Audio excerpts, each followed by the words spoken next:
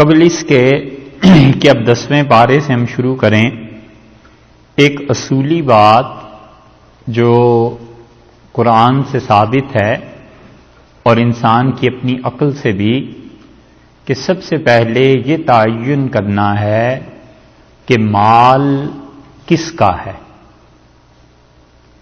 دنیا میں جتنی بھی چیزیں پائی جاتی ہیں، سونا، چاندی، زمین، لباس، کوئی بھی چیز، چاہے وہ کیش اور کوئی بھی صورت ہے، اس کو اگر آپ لفظ مال سے تعبیر کر لیں تو یہ تمام چیزیں کس کی ہیں؟ حقیقی مالک ان کا کون ہے؟ اور اسلام یہ کہتا ہے کہ ان تمام چیزوں کا حقیقی مالک اللہ ہے، اور اللہ کے علاوہ کسی کے قبضے میں کسی کی حقیقی ملکیت کچھ نہیں۔ یہ شریعت نے متعدد جگہوں پر بتایا ہے، اور اس پر اور بہت سی آیات جو روشنی ڈالتی ہیں اور اس حقیقت کو واضح کرتی ہیں۔ ان میں سورہ یاسین کی بھی ایک آیت ہے، 23ویں پارے میں سورہ یاسین آپ دیکھیے، اس میں اللہ تعالی نے اس مسئلے کو ارشاد فرمایا ہے۔ 23واں پارہ اور سورہ یاسین، سورت نمبر 36 اور آیت نمبر ہے اس کی 71۔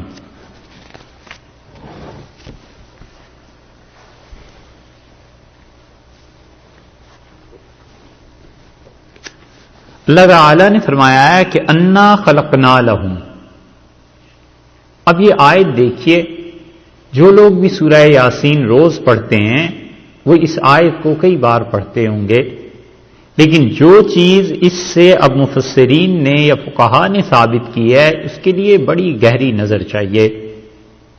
اللہ تعالی نے فرمایا کہ انا خلقنا، ہم نے پیدا کیے، ہم نے تخلیق کیے، لہم انسانوں کے لیے، ان کو دے دیے، مما جو چیز کے عملت ایدینا اپنے ہاتھوں سے چوپائے جو بنائے، ہم نے بنا دیے ان کو۔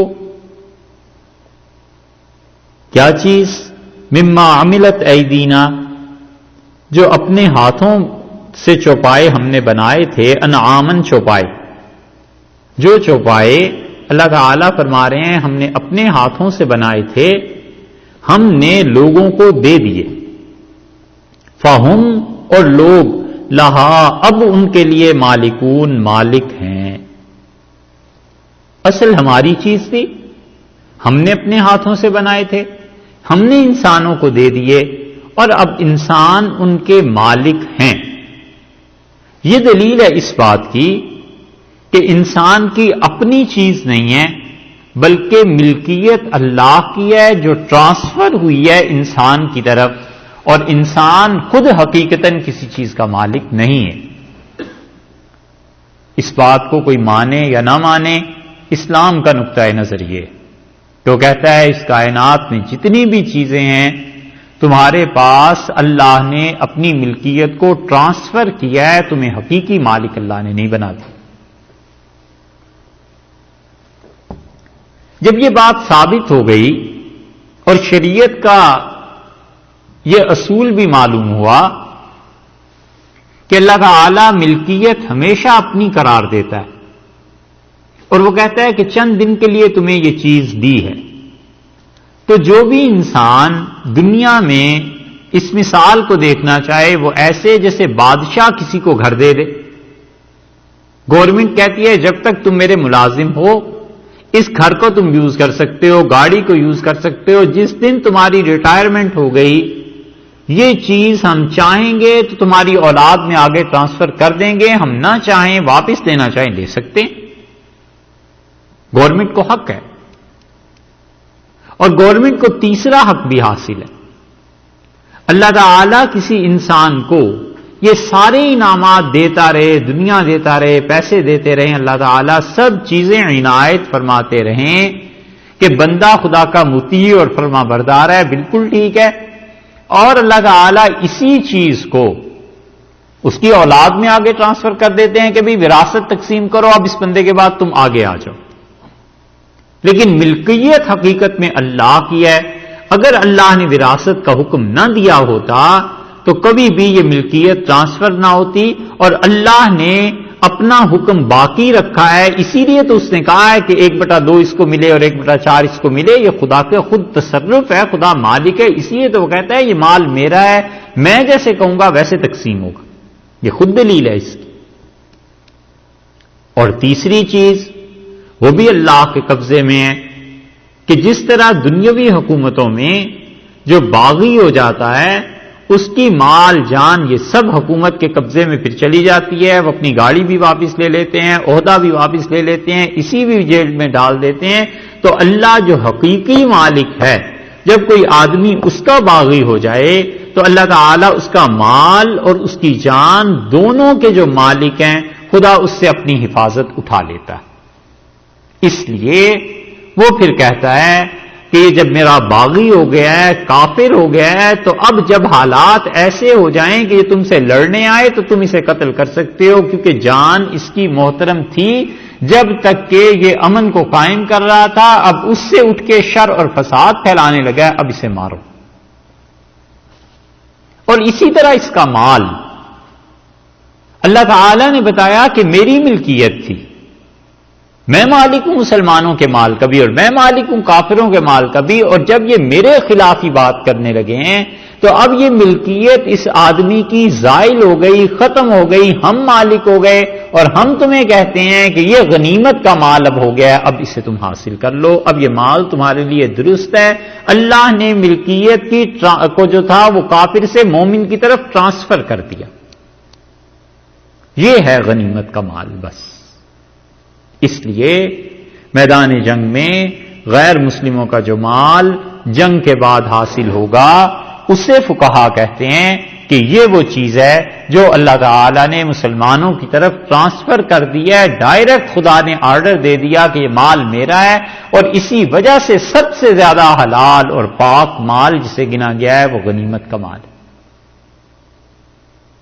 اب بات یہ سمجھ میں آتی؟ ٹھیک ہے. اور شریعت کہتی ہے اگر لڑنا نہ پڑے اور خود سے وہ مال دے دیں تو وہ خراج ہے. وہ ہمارے باغی ہیں، امن سے رہ رہے ہیں، مت لڑو ان سے، لیکن تم ان کی حفاظت کر رہے ہو وہ حفاظت کے عوض میں، اور تم انہیں ان کے ہم مذہبوں کے خلاف نہیں لڑا رہے. تمہارے ملک میں ہندو ہیں اور تم انہیں دوسرے ہندوؤں کے خلاف نہیں لڑا رہے، تم ان کی رعایت کر رہے ہو، تم ان کی حفاظت بھی کرتے ہو، تم ان سے آرمی کی سروسز بھی نہیں لے رہے، تم نے انہیں ہر طرح سے اپنے ملک میں اطمینان میں رکھا ہوا ہے. اس کے لیے وہ ٹیکس پے کریں گے کیونکہ ان سے آرمی کی سروسز نہیں لی جا رہی ہیں اور الٹا ان کی حفاظت کی جا رہی ہے. تو اب جو وہ ٹیکس پے کریں گے اس کا نام ہے جزیہ. یہ ہے چیز کہ وہ جزیہ دیں.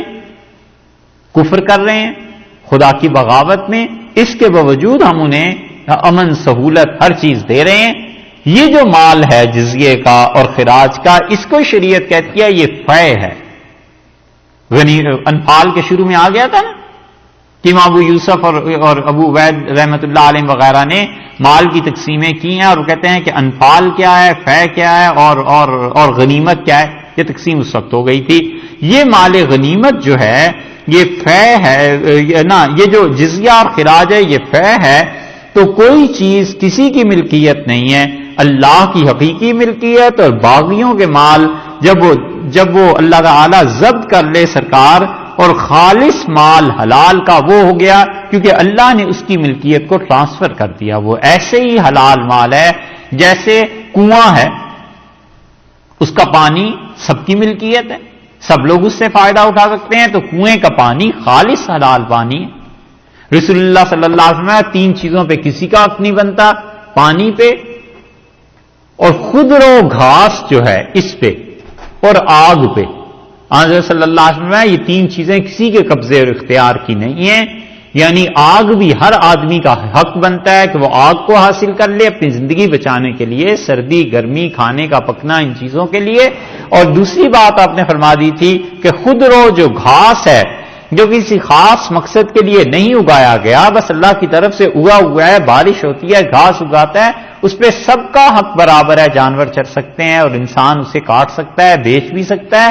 اور اسی طرح تیسری چیز یہ ارشاد فرما دی تھی کہ پانی کا بھی یہی حال ہے. تو خالص حلال چیزیں جب ہو گئیں، یہ غنیمت کا مال اللہ کا ہو گیا. تو اسی وجہ سے پچھلے زمانوں میں انبیاء علیہ الصلوۃ والسلام جو تھے، جب جہاد ہوتا تھا تو غنیمت کے مال کو جلانے کے لیے آگ آ جاتی تھی، اور یہ دلیل ہوتی تھی اس کی کہ جہاد اللہ کے ہاں قبول ہو گیا ہے. اسی طرح کوئی آدمی نظر پیش کرتا تھا تعالی شانہ کی بارگاہ میں تو وہ چیز بھی قبول ہو جاتی تھی. اور رسول اللہ صلی اللہ علیہ وسلم کے لیے غنیمت کا مال اللہ نے جائز قرار دے دیا. اس چیز کو اللہ تعالی نے اب یہاں سے شروع فرمایا ہے کہ جو خالص حلال مال ہے غنیمت کا جو تمہارے پاس آ جاتا ہے، وَعْلَمُوا، یاد رکھو، انما غنمتم من شیء، کہ انما یہ کہ ما غنمتم، ما الذی کے معنی میں جو کچھ بھی غنمتم غنیمت لاؤ، من شیء ذرہ برابر، کوئی بھی تھوڑی سے تھوڑی چیز بھی. اس کا مطلب یہ ہوا کہ مال غنیمت کو کوئی بھی نہیں رکھ سکتا. حتیٰ کہ رسول اللہ صلی اللہ علیہ وسلم نے خیبر میں ایک آدمی کو دیکھا تھا جس کی بڑی تعریف کی لوگوں نے اور کہا یہ بہت اچھا لڑا ہے. تو رسول اللہ صلی اللہ علیہ وسلم نے فرمایا میں اس پہ، آپ نے فرمایا وہ جہنمی ہے. اور صحابہ رضی اللہ عنہ کہتے ہیں اس کا جہاد ذوق شوق دیکھ کے ہم تو حیران رہ گئے کہ یہ حضرت صلی اللہ علیہ وسلم نے کیا فرما دیا ہے. اور جب اس کی میت لائی گئی تو آپ نے فرمایا اس کے سامان کی تلاشی لو، اور سامان سے 2 تسمے نکلے جوتوں کو باندھنے والے، اور آپ نے اپنے ہاتھ میں لے کے بتایا، آپ نے فرمایا یہ ہے جہنم کی آگ جو میں نے اس پہ دیکھی تھی. اس لیے قرآن نے من شیء ان کے الفاظ جو بڑھائے استعمال فرمائے، اللہ تعالیٰ نے بتایا ہے کہ ذرہ برابر بھی کوئی چیز ایسی نہیں ہے جو مال غنیمت میں چھوڑ دی جائے. سب کی سب چیز، انما غنمتم من شیء، جو کچھ بھی ہے غنیمت میں، اس کے 5 حصے ہو جائیں گے. 4 حصے مجاہدین کے لیے چلے گئے، 1 حصہ باقی رہ گیا 5واں. 100 روپے تھے اور 5 حصے جب اس کے ہوئے تو 20 روپے ہو گئے، اور 80 روپے ان مجاہدین کے لیے چلے گئے. اس 20 روپے کو کیا کرنا ہے؟ فَأَنَّ لِلَّهِ خُمُسَهُ، تو دیکھو اللہ تعالی کے لیے ہے، یہ اللہ کی ملکیت ہے، اس کا 5واں حصہ. اللہ تعالی کی ملکیت کا مطلب یہ ہوا کہ یہ اسلامک اسٹیٹ کو چلی جائے گی چیز. 80% آرمی کو چلا گیا، 20% رہ گیا، اس 20% میں سے بھی 5% اللہ تعالی نے فرمایا یہ ہمیں دے دو. یہ ہے خمس، جس کو فقہ جعفریہ کے لوگ مانتے ہیں، اور وہ کہتے ہیں کہ ہم زکوٰۃ نہیں دیتے، خمس دیتے ہیں. اور یہ بہت بڑی بحث ہے جو انہوں نے کی ہے کہ صحابہ کرام رضی اللہ عنہم نے خمس میں سے حصہ دیا تھا نہیں دیا تھا، اور اہل سنت والجماعت پر وہ اعتراض کرتے ہیں. یہ تفصیل ساری حضرت نے بھی لکھی ہے، شاہ عبدالعزیز صاحب رحمۃ اللہ علیہ نے تحفہ اثنا عشریہ میں، وہاں دیکھی جا سکتی ہے. یہاں پر فرما دیا کہ فَإِنَّ لِلَّهِ، اللہ کے لیے. یہ جو لام ہے نا للہ، یہ لام ہے ملکیت کا، یعنی حقیقی مالک اللہ ہے، اور اس کے کرنے ہیں 5ویں حصے کے مزید 6 حصے. اس 5ویں حصے کے بھی 6 حصے جب بنیں گے تو اب آپ دیکھیے پورشن کیسے اس کے بنیں گے. اس کا 5واں حصہ اس مال کا بتایا کہ تم اسلامک اسٹیٹ کو دے دو، وہ بیت المال میں چلا گیا. وَلِلرَّسُولِ، اور دوسرا حصہ بتایا ہے کہ رسول اللہ صلی اللہ علیہ وسلم کے لیے، یعنی رسول اللہ صلی اللہ علیہ وسلم اس کا مصرف ہیں، محل ہیں، حضرت صلی اللہ علیہ وسلم اس چیز کو خرچ کریں گے. یہ حصہ چونکہ خالصتاً اللہ کی طرف سے آیا ہے، اللہ تعالی نے اپنی ملکیت کو ٹرانسفر کیا ہے رسول اللہ صلی اللہ علیہ وسلم کے نام، اور یہ لوگوں سے نہیں آیا نا، تو اس لیے یہ صدقہ بھی نہیں ہے، زکوٰۃ بھی نہیں ہے، اور یہ صدقہ اور زکوٰۃ رسول اللہ صلی اللہ علیہ وسلم کے لیے جائز نہیں تھا، تو غنیمت کا مال ان کے لیے جائز ہو گیا. بہت بڑی بات ہے. اسلام کے علاوہ، جیسے ہم عرض کر رہے تھے نا موسیقی کی بات، اسلام کے علاوہ کوئی مذہب ایسا نہیں ملے گا جس مذہب نے مذہبی رہنماؤں کو دولت کا اختیار نہ دیا ہو. برہمنوں کے ہاں دیکھ لو، کسی جگہ دیکھ لو، فادرز، پادری، ہر جگہ دولت کا اختیار ان کے پاس ہے. اسی بنیاد پہ وہ کرپٹ بھی نکلے، اور اللہ نے دولت کو رسول اللہ صلی اللہ علیہ وسلم کے خاندان سے ہٹا دیا کہ زکوٰۃ تم نہیں لے سکتے، اور اسی طرح مسلمانوں کے صدقات نہیں لے سکتے. البتہ ڈائریکٹ مال غنیمت جو اللہ نے کافر سے اس کا حق ختم کر کے ادھر ٹرانسفر کیا، یہ آپ لے لیں. وگرنہ اگر سادات کو زکوٰۃ کی اجازت مل جاتی اور حضور اقدس صلی اللہ علیہ وسلم اپنی اولاد کے لیے زکوٰۃ کو جائز قرار دے دیتے تو پوری امت رہ جاتی بھوکی، اور لوگ صرف سادات کو زکوٰۃ دیا کرتے، کیونکہ سادات کا محبت، احترام، تعلق اب تک مسلمانوں میں ہے کہ یہ رسول اللہ صلی اللہ علیہ وسلم کی اولاد میں سے ہیں. امت ساری کے لیے پیسے کا معاملہ ایسا ہو جاتا کہ لوگوں کو پیسہ نہ ملتا، پیسہ سارا ادھر چلا جاتا. اس پہ آگے سورہ توبہ میں جہاں پہ زکوٰۃ کی بات اللہ تعالیٰ نے کی ہے وہاں بھی یہ ذکر کیا. دوسری چیز ہو گئی یہ کہ رسول اللہ صلی اللہ علیہ وسلم اس کے مستحق ہیں کہ وہ جیسے چاہیں اس مال کو خرچ کریں. یہ بات بھی یہ ایسی ہے جس کی تشریح چاہیے کہ نبی کریم صلی اللہ علیہ وسلم جیسے چاہیں خرچ کریں. ان پر یہ پابندی نہیں ہے کہ وہ جو آگے مصارف آ رہے ہیں ان میں برابر کی تقسیم کریں گے، بلکہ رسول اللہ صلی اللہ علیہ وسلم ان مصارف کو تقسیم کریں گے جیسے بھی چاہیں گے. دو چیزیں ہو گئیں. تیسری بات فرمائی والے ذی القربا، اور یہ جو پانچواں حصہ ہے اللہ کا حق ادھر چلا گیا، رسول اللہ صلی اللہ علیہ وسلم کا حق جو تھا وہ کہاں گیا؟ نبی کریم صلی اللہ علیہ وسلم کی وفات کے بعد حنفی فقہا کہتے ہیں کہ رسول اللہ صلی اللہ علیہ وسلم کا حق ساقط ہو گیا. حضرت صلی اللہ علیہ وسلم اپنی حیات طیبہ میں اس غنیمت کے مال کو لیتے بھی تھے، مسلمانوں پہ بھی خرچ فرماتے تھے، اپنے گھر والوں پہ بھی خرچ فرماتے تھے، لیکن وفات کے بعد یہ مال، یہ حصہ ساقط ہو گیا. اور یہی وہ حصہ ہے جس پہ سیدہ فاطمہ رضی اللہ عنہ حاضر ہوئی تھی کہ مجھے ایک غلام دے دیں، تو رسول اللہ صلی اللہ علیہ وسلم فرمایا تھا کہ الا ادلکما خیر لکما من خادمکما، کیا میں تم دونوں کو وہ چیز بتاؤں جو تمہارے لیے تمہارے خادم سے اچھی؟ یہ حدیث سنی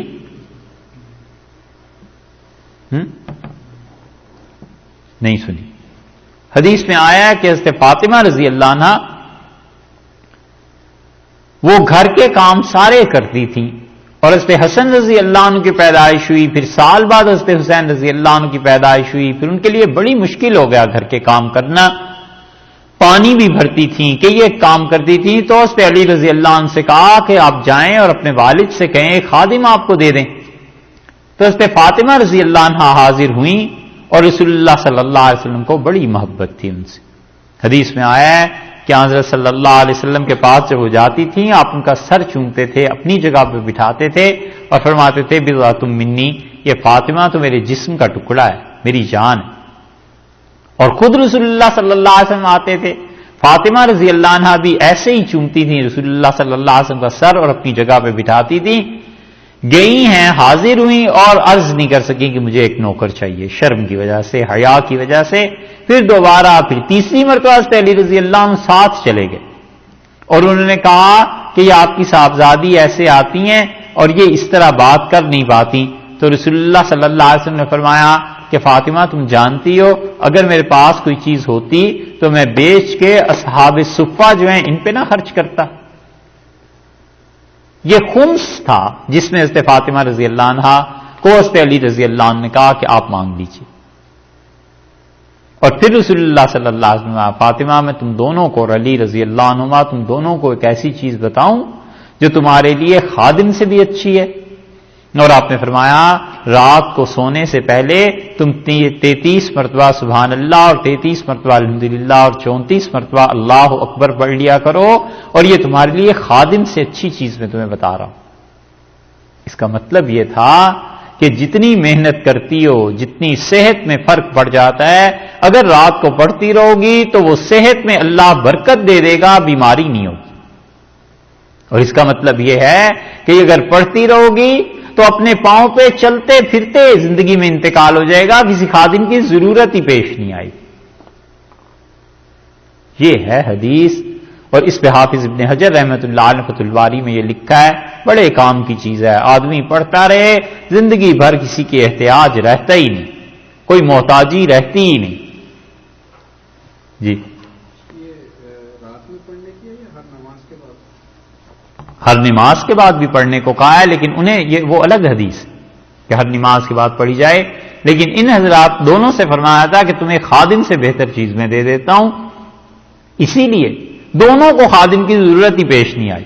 حضرت فاطمہ رضی اللہ عنہ چند دن بیمار رہی ہیں، انتقال فرما گئی، اور امیر المومنین علی رضی اللہ عنہ شہید ہو گئے، کسی نوکر کی ضرورت ہی پیش نہیں آئی۔ تو آدمی یہ پڑھتا رہے تاکہ کسی کی خدمت کے احسان سے ہی بچ جائے آدمی، بس چلتے پھرتے چل پڑتا ہے۔ بہت سے لوگ ہم نے ایسے دیکھے جو اس کی پابندی کرتے تھے اور چند دن میں آنن فانن انتقال ہو گیا، ہفتہ ڈیڑھ ہفتہ بس ایسی بیماری رہی، دورہ ہوا دل کا، کوئی اور چیز ہوئی، اور اس پہ عمل رہا تھا، کسی کو خدمت کا موقع ہی نہیں ہوا، اور ایسے پاک صاحب چلے گئے۔ ولی رسول، اور رسول اللہ صلی اللہ علیہ وسلم کا حصہ ہمارے نزدیک حضرت صلی اللہ علیہ وسلم کا جو حصہ تھا، وفات سے رسول اللہ صلی اللہ علیہ وسلم کا حصہ ساقط ہو گیا۔ تیسری چیز فرمائی ولی ذی القربہ، اور تیسرا حصہ ان کا ہے جو رسول اللہ صلی اللہ علیہ وسلم کے رشتہ دار ہیں، چونکہ انہوں نے اسلام کے لیے کام کیا اور اسلام کے لیے ان لوگوں نے بہت بڑی بڑی قربانیاں دی، حتیٰ کہ ابھی جو آپ سے عرض کیا تھا نا کہ جب مقاطع ہوا ہے بنی قریش نے کیا ہے بنو ہاشم کا، تو بہت سے وہ لوگ بھی اس مقاطعے میں چلے گئے تھے رسول اللہ صلی اللہ علیہ وسلم کے ساتھ، جو رشتہ دار تو تھے مسلمان نہیں تھے۔ یہ بھی آئی تھی نا بات، اللہ نے ان سب کا خیال رکھا ہے۔ اللہ نے فرمایا ہے جنہوں نے اسلام کے لیے قربانیاں دی ہیں، بنو ہاشم اور بنو عبد المطلب، وہ سب کے سب رسول اللہ صلی اللہ علیہ وسلم کے عزیز اس میں آ گئے، ان کو حصہ ملے گا۔ یہ تین حصے جو ہیں، یہاں دیکھیے آپ، اللہ تعالیٰ نے لام کا لفظ استعمال فرمایا کہ فَإِنَّ لِلَّهِ وَلِلرَّسُولِ وَلِذِي الْقُرْبَى، اور آگے جو تین حصے بیان کر رہے ہیں اس میں خدا نے لام کا استعمال نہیں کیا، بلکہ واؤ کے ساتھ سے الگ کر دیا ہے کہ وَالْيَتَامَى وَالْمَسَاكِينَ وَابْنِ السَّبِيلِ۔ لام ملکیت کا جو تھا اللہ تعالیٰ نے تین جگہوں پر رکھا ہے کہ اللہ کا حق ہے، رسول اللہ صلی اللہ علیہ وسلم اس کو استعمال کر سکتے ہیں جیسے چاہیں، اور لذی القربیٰ، اور ان کے لیے جو حضرت صلی اللہ علیہ وسلم کے رشتہ دار ہیں ان کو خدا نے اس میں سے حصہ دیا ہے، باقی کو نہیں۔ یہ سب بیان جو ہے یہ مصارف کا ہے۔ رسول اللہ صلی اللہ علیہ وسلم کو بتایا گیا ہے کہ آپ نے کہاں خرچ کرنا ہے، ایک اپنے رشتہ داروں پر، یتیموں پر، مسکینوں پر، وابن السبیل مسافروں پر۔ یہ چار مدات ہیں جہاں پر آپ نے خرچ کرنا ہے۔ یہ نہیں ہے کہ ان چاروں کا ایسا حق بنتا ہے کہ 10% اس کا ہے تو 5% اس کا ہے، جیسے کہ وراثت کے باب میں تھا نا، وہ نہیں، بلکہ یہ بتایا کہ خرچہ انہی تک محدود رہے گا، جہاں زیادہ ضرورت ہے وہاں زیادہ دے دیں، یتیم ہے ان کو 50% کی ضرورت ہے وہاں اتنا مال دے دیں، مسکین ہے ہی کوئی نہیں اس کا حصہ ادھر چلا جائے گا، لیکن وہ رہے گا مال ان سب میں۔ وَلِذِي الْقُرْبَى جو آیا ہے، اب ہمارے نزدیک رسول اللہ صلی اللہ علیہ وسلم کے جو رشتہ دار ہیں ان کے حصے کا کیا بنے گا؟ حنفی فقہا کہتے ہیں کہ رسول اللہ صلی اللہ علیہ وسلم کے رشتہ داروں کا حصہ اس معنی میں کر کے منسوخ ہو گیا ہے کہ نبی کریم صلی اللہ علیہ وسلم کے جو رشتہ دار تھے انہیں دو وجہ سے حصہ دیا جاتا تھا۔ وہ کہتے ہیں ایک تو ان کا فقر کہ وہ محتاج تھے، حضرت صلی اللہ علیہ وسلم کے پاس جو بھی پیسے آتے تھے آپ اپنے خاندان میں تقسیم فرماتے تھے، اور دوسرا وہ اسلام کا جو دفاع کرتے تھے وہ۔ تو حنفی فقہا کہتے ہیں کہ اب تو اسلام کا دفاع کرنے میں امت کے ساتھ وہ برابر کے شریک ہیں، اس لیے ان کا حق وہ ختم ہوا، رہ گیا فقر و فاقہ۔ تو وہ کہتے ہیں فقر و فاقہ میں ان کا یہ حصہ آگے جو مساکین ہیں ان کے ساتھ چلا جائے گا، اور اگر فقر و فاقہ سادات میں ہوگا تو جو بھی امیر ہیں ان کو چاہیے کہ سب سے زیادہ ترجیح سادات کو دیں، کیونکہ بہرحال وہ رسول اللہ صلی اللہ علیہ وسلم کی اولاد ہیں، لیکن وہ جو بنیاد تھی وہ کہتے ہیں وہ بنیاد نہیں رہی۔ اس لیے حضرت صلی اللہ علیہ وسلم کے رشتہ داروں میں کوئی غنی ہے، گھر سے کھاتا پیتا ہے، اسے کوئی ضرورت نہیں ہے، فقر نہیں ہے، تو اب اس کا حصہ کہاں جائے گا؟ حنفی فقہا کہتے ہیں اب اس کو ضرورت ہی نہیں ہے، اس کا حصہ نہیں، اور اگر ضرورت ہے تو باقی پوری امت پہ سب سے پہلے اسے دیا جائے گا، ترجیح دی جائے گی۔ تو 4 حصے گویا ہو گئے تھے مجاہدین کے لیے، اور ان کے لیے جو مال غنیمت میں ہے کہ سوار کو 2 حصے اور پیدل کو 1 حصہ۔ یہ پہلے بھی بات آئی تھی کہ جو سوار والے ہیں انہیں 2 حصہ ملے گا، جو پیدل لڑ رہے ہیں انہیں 1 حصہ ملے گا، اور 4 حصے ادھر 80% ادھر چلا گیا، باقی 20% میں سے یہ 5 تقسیمیں ہو گئیں۔ اور رسول اللہ صلی اللہ علیہ وسلم کی قرابت میں بنو عبد المطلب، اور ان کے لیے اسلام اور فقر کہ وہ مسلمان بھی ہوں اور اس کے ساتھ ساتھ ضرورت مند بھی ہوں، اگر وہ ضرورت مند ہیں تو انہیں ملے گا، نہیں تو نہیں۔ اس بات کو ابھی کچھ اور بیان کرتے ہیں۔ چوتھا حصہ جو تھا وہ یتیموں کا ہو گیا کہ والے ذی القربا، اور ان کو 2 جو یتیم ہیں۔ اور رسول اللہ صلی اللہ علیہ وسلم کے رشتہ دار اگر وہ فقیر ہے تو یتیم، مسکین، مسافر، یہ جو تینوں حصے آ رہے ہیں نا، اس پہ اسے ترجیح حاصل ہے۔ کیوں؟ اس کی وجہ یہ ہے کہ اسے آپ زکوٰۃ سے نہیں دے سکتے۔ عقلی بات ہے نا کہ زکوٰۃ سے تو آپ اس کی مدد کر نہیں سکتے، تو جب زکوٰۃ شریعت نے اس سے کاٹ دی ہے تو اس کو اس میں پھر ترجیح ملنی چاہیے۔ تو ان تینوں حصوں پہ، یتیم، مسکین اور ابن السبیل، ان تینوں پہ اسے ترجیح دی جائے گی۔ اور یہ جو ایک حصہ اللہ تعالی نے کہا ہے میرا اور رسول صلی اللہ علیہ وسلم کا، اس کے متعلق فقہا کہتے ہیں کہ قیامت تک امیر جو بھی امیر المومنین ہوں گے وہ اس حصے کو ذی القربہ کے لیے مقدم رکھیں گے، یعنی رسول اللہ صلی اللہ علیہ وسلم کے رشتہ داروں کے لیے۔ اور اصل بات یہ دیکھنی چاہیے کہ صحابہ کرام رضی اللہ عنہ کا، خلفائے راشدین کا کیا عمل رہا ہے۔ تو خلفائے راشدین کا عمل چونکہ ہمارے نزدیک صحابہ رضی اللہ عنہ کا عمل حجت ہے، اس لیے ہم کہتے ہیں کہ حضرت ابوبکر، حضرت عمر، عثمان اور علی رضی اللہ عنہ، ہدایہ میں آتا ہے کہ چاروں خلفاء غنیمت کو 3 حصوں میں تقسیم کرتے رہے ہیں، یتیم، مسکین اور ابن السبیل، مسافر کے لیے۔ اور ابو داؤد کی روایت میں یہ آیا ہے کہ حضرت عمر رضی اللہ عنہ خلفاء میں سے ایسے تھے جو ذی القربہ رسول اللہ صلی اللہ علیہ وسلم کے رشتہ داروں کا حصہ غنیمت میں نکالتے تھے، اور وہ حضرت علی رضی اللہ عنہ کو متولی بنا دیا تھا کہ حضرت علی رضی اللہ عنہ کے ذریعے خرچ ہوتا تھا، اور حضرت عمر رضی اللہ عنہ جب یہ کرتے تھے تو پھر باقی بھی یہی کرتے ہوں گے۔ اور امام ابو یوسف رحمۃ اللہ علیہ نے یہ روایت کتاب الخراج میں بھی بیان کی ہے کہ حضرت علی رضی اللہ عنہ کو خمس دیا جاتا تھا، 5واں حصہ دیا جاتا تھا۔ تو جو خمس حضرت علی رضی اللہ عنہ کو دیا جاتا تھا وہ اسی لیے خلفاء دیتے تھے کہ وہ اپنے واسطے سے اپنے غریب رشتہ داروں پر تقسیم کریں، اور خود سیدنا علی رضی اللہ عنہ بھی یہی کرتے رہے۔ تو پھر 3 حصے گویا کے باقی رہ گئے، ایک یتامہ کا، ایک مساکین کا، ایک ابن السبیل کا۔ اور خمس میں پورا حق پہ تصرف ہمارے حنفیوں کے نزدیک رسول اللہ صلی اللہ علیہ وسلم کو حاصل تھا، وہ جتنا چاہیں جیسے چاہیں اس کی تقسیم کر لیں، اس کا حق انہیں حاصل تھا۔ امام طحاوی رحمۃ اللہ علیہ کی تحقیق یہ ہے، اور قاضی ثناء اللہ صاحب پانی پتی رحمۃ اللہ علیہ نے تفسیر مظہری میں اس پہ بڑی تفصیل سے یہ چیز لکھی ہے۔ اب رہ گئے یتیم۔ اللہ تعالی نے بتایا ہے کہ ان یتیموں کا بندوبست کرنے کے لیے یہ مال غنیمت استعمال ہوگا، والمساکین، اور اس کے ساتھ ساتھ جو مساکین ہیں ان کے لیے مال غنیمت استعمال ہوگا۔ مساکین کو اگرچہ سادات مساکین میں سے آئیں گے تو انہیں اس میں سے حصہ ملے گا، لیکن شرط یہ ہے کہ وہ غنیمت کا مال ہوگا، وہ زکوٰۃ کا مال انہیں نہیں دیا جائے گا۔ ہاں یہ ہو سکتا ہے کہ ہو وہ صدقے اور زکوٰۃ کا مال، اور ٹرانسفر کر دی جائے ملکیت ظاہری طور پہ. حقیقی مالک تو اللہ ہے، لیکن اس کی ملکیت ٹرانسفر کر دی جائے اور پھر وہ لوٹ آئے، یہ جائز. اور اس کا عمل خود رسول اللہ صلی اللہ علیہ وسلم سے ثابت ہے.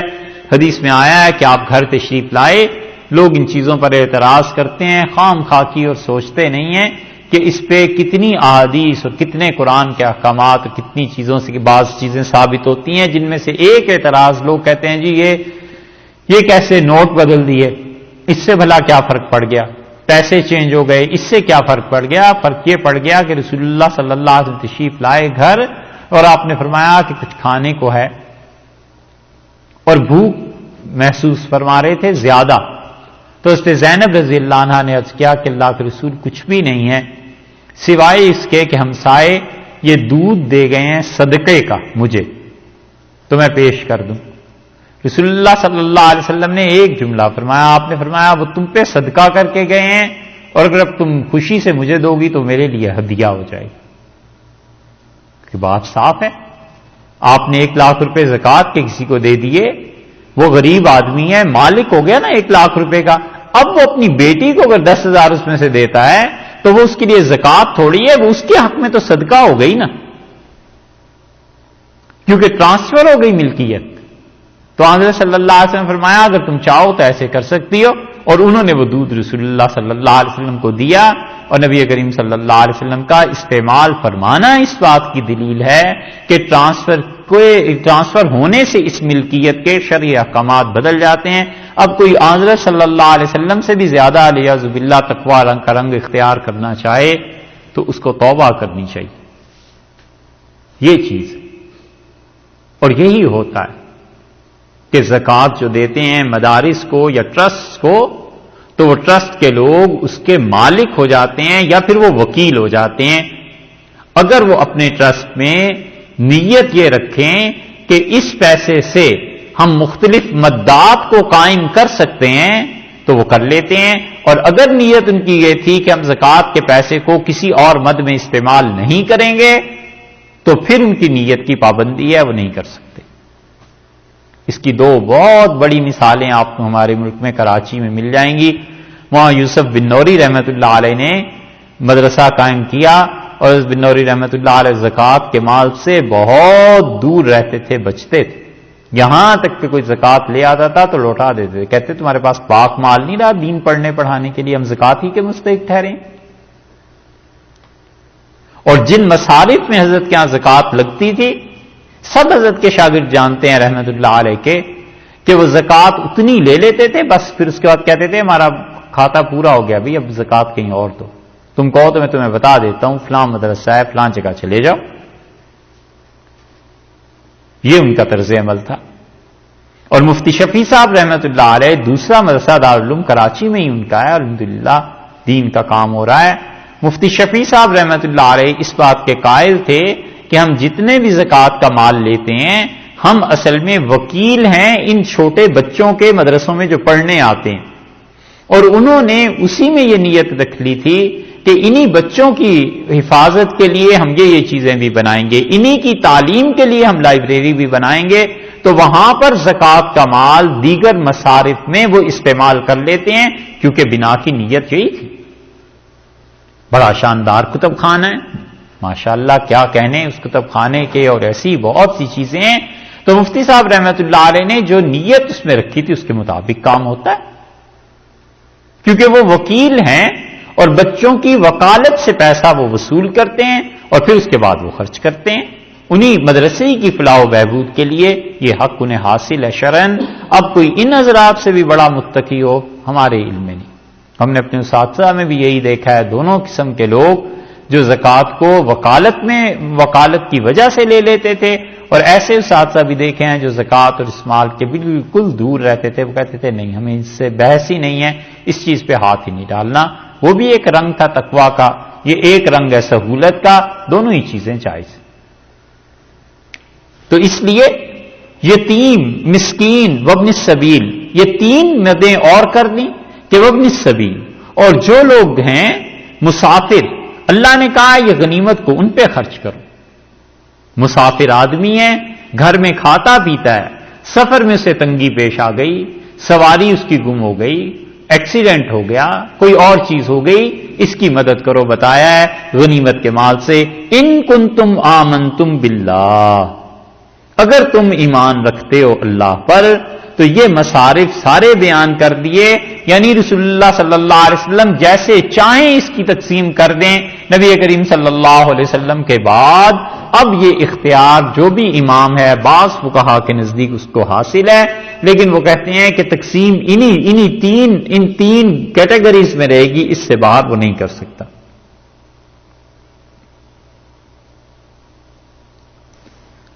اگر تم ایمان رکھتے ہو اللہ پر، وما انزلنا، اور جو چیز ہم نے نازل کی، علی عبدنا، اپنے بندے پر، یہ دیکھا رسول اللہ صلی اللہ علیہ وسلم کے لیے بندے کا لفظ استعمال کیا ہے نا۔ قرآن میں آپ غور کریں، جہاں کہیں بڑی بات آتی ہے اللہ تعالی رسول اللہ صلی اللہ علیہ وسلم کی عبدیت کا ذکر کرتے ہیں کہ ہمارے بندے۔ نماز میں بھی یہ نا عبدہ و رسولہ، اسی لیے مفسرین نے بحث کی ہے کہ رسول اللہ صلی اللہ علیہ وسلم کی اپنی عبدیت بندگی ان کی رسالت سے افضل تھی یا نہیں تھی، اور پھر وہ کہتے ہیں کہ رسول اللہ صلی اللہ علیہ وسلم کی عبدیت بندگی ان کی رسالت سے افضل تھی۔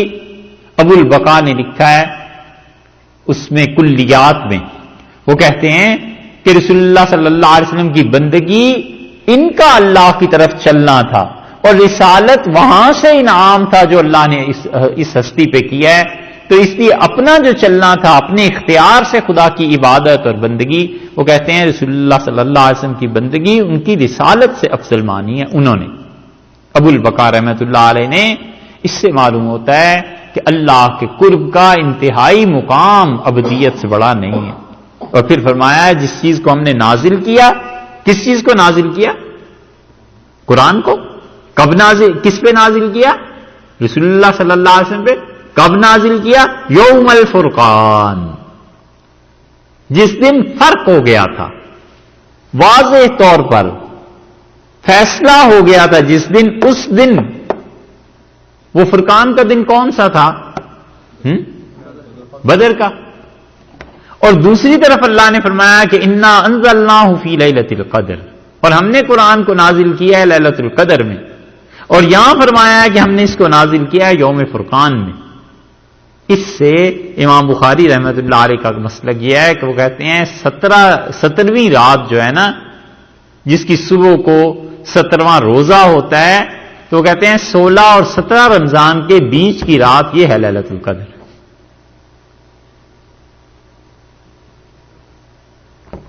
16 رمضان اور 17 رمضان، بدر 17 رمضان کو ہوئی نا، تو ان کے بیچ کی جو رات ہے، وہ کہتے ہیں اللہ نے کہا ہم نے قرآن کو لیلۃ القدر میں نازل کیا ہے، ایک جگہ یہی کہا ہے نا، دوسری جگہ اللہ فرمایا ما انزلنا علی عبدنا یوم الفرقان، اور جو کچھ ہم نے نازل کیا اپنے بندے پہ فرقان والے دن۔ تو وہ دن سے جو پہلی رات تھی، کیونکہ قمری چاند کے حساب میں تو رات پہلے آتی ہے دن بعد میں آتا ہے، اور سورج کے نظام میں دن پہلے آتا ہے رات بعد میں آتی ہے۔ تو امام بخاری رحمۃ اللہ علیہ کہتے ہیں کہ یہ جو رات تھی یہ ہے لیلۃ القدر، انہوں نے اس سے استنباط کیا ہے، سمجھے؟ یوم التقى الجمعان۔ اب رہ گئی یہ بات کہ رسول اللہ صلی اللہ علیہ وسلم نے فرمایا ہے اسے اگلی راتوں میں تلاش کرو رمضان کی، وہ ان حضرات کا اپنا مسلک ہے، لیکن امام بخاری رحمۃ اللہ علیہ کہتے تھے کہ یہ لیلۃ القدر ہے، اور لیلۃ القدر کے بارے میں بہت قول ہیں۔ ابن عربی رحمۃ اللہ علیہ کہتے ہیں وہ سال بھر میں گھومتی رہتی ہے، کوئی بھی رات ہو سکتی ہے۔ وہ کہتے ہیں میں نے خود دیکھا ہے لیلۃ القدر کو رمضان کے علاوہ۔ ایک قول امام ابو حنیفہ رحمۃ اللہ علیہ کا بھی یہ ہے، وہ کہتے ہیں کہ اگر کسی نے اپنی بیوی سے کہا کہ تمہیں لیلۃ القدر میں طلاق ہو، تو آج کی رات سے لے کے آئندہ برس جو آج کی رات آئے گی اس وقت تک کہیں بھی طلاق پڑ سکتی۔ وہ کہتے ہیں فوری طور پہ رمضان میں نہیں پڑے گی، بلکہ ایک قول ان کا یہ ہے کہ وہ کہتے ہیں سارے سال میں لیلۃ القدر کسی بھی وقت ہو سکتی ہے۔ تو اپنی اپنی رائے ہے، ان کے دلائل ہیں، لیکن امام بخاری رحمۃ اللہ علیہ کی رائے یہ یوم التقى الجمعان، وہ دن جو دن فرقان کا تھا، اور اس دن کیا ہوا تھا؟ یوم التقى الجمعان، جس دن دو فوجیں آپس میں لڑ پڑی تھیں۔ واللہ علی کل شیء قدیر، اور اللہ تعالی ہر چیز پر قدرت رکھتا ہے۔ اللہ نے اپنے رسول صلی اللہ علیہ وسلم پر فتح اور نصرت غالب کر دی اور اس کی وجہ سے تم غالب ہوئے. اور قدیر فرمایا نا کہ اللہ قادر ہے کہ آگے کو اللہ فتح دے دے، مال غنیمت دے دے، کافروں سے خدا تمہیں لڑا دے. اور دیکھو اس میں 5واں حصہ اللہ کی نیاز ہے اور رسول اللہ صلی اللہ علیہ وسلم کا خرچہ ہے اور ان کے رشتہ داروں کا حق بنتا ہے. اور یہ دیکھو ان ساری چیزوں کو ایسے ہی تقسیم کرنا ہے جیسے ہم نے بتا دیا. وہ اللہ ہی کی ذات ہے جو اگر تم اللہ کو مانتے ہو اور اس چیز کو مانتے ہو جو ہم نے اپنے بندے پر یوم الفرقان میں نازل کیا. اور یوم الفرقان وہ تھا جس دن یوم التقى الجمعان، 2 جماعتیں آپس میں لڑی تھیں. اگر تم ان چیزوں کو مانتے ہو تو یہ تقسیم اسی طرح کرنا جیسے ہم نے بتا دی ہے. اور دیکھو اللہ ہر چیز پر قدرت رکھتا ہے. ٹھیک ہے.